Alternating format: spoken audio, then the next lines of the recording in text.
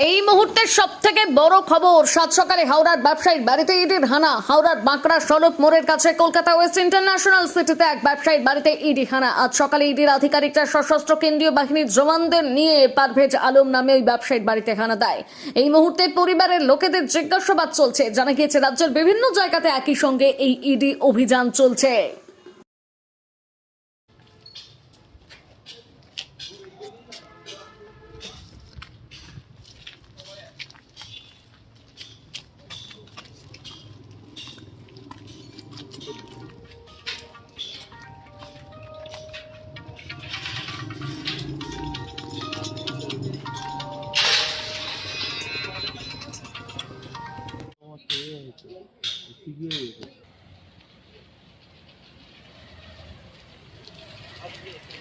দেখা যাচ্ছে